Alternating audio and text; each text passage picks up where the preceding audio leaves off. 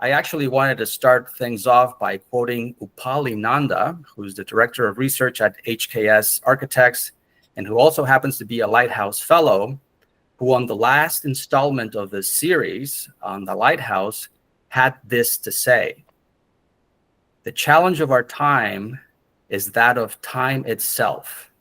The exponential capabilities of new technologies are beginning to dwarf our ability to adapt or even understand the full implications for human learning, development, and socialization." Now, Upali is on the cutting edge of research for the built environment, and she recognizes that new technologies, which certainly include artificial intelligence and its many applications, are redefining our most basic capabilities, aspirations, and even relationships to one another and the world we dwell in. Yet an aspect that still requires time is the pace at which the human brain assimilates new information, adapts to new circumstances, and marshals our emotional responses to confront, deal with, and manage constant change. To many urban dwellers, the scarcity of time in daily life is a source of distress, and in some cases creates a cycle of time poverty or deficit. How much of this experience can be mitigated or reversed by the environments we inhabit?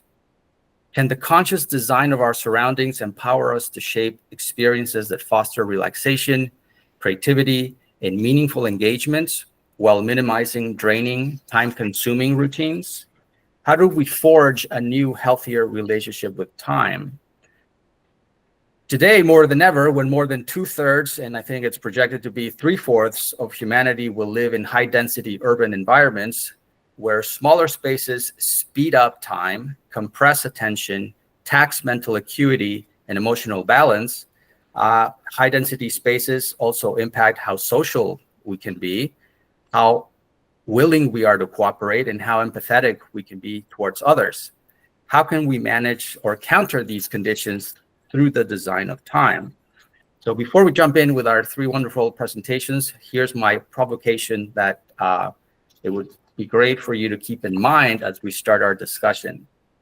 In our relentless pursuit for efficiency, one might say that the motto of the forces of progress could be said to be time is money.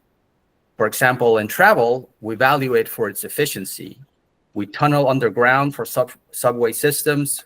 We bulldoze the natural contour of the land to build rectilinear highways and bullet trains that pierce ancestral lands.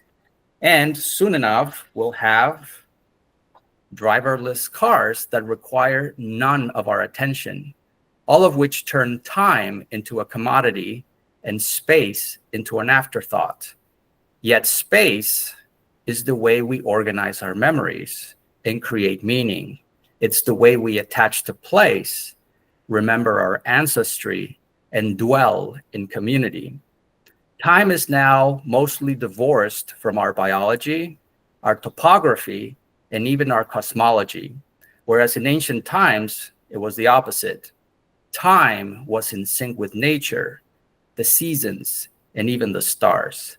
Place was the measure of time. So let's come back to that after our wonderful presentations, and we will start today with Trish Hansen, who will be sharing with us a journey through deep time. So Trish, take it away.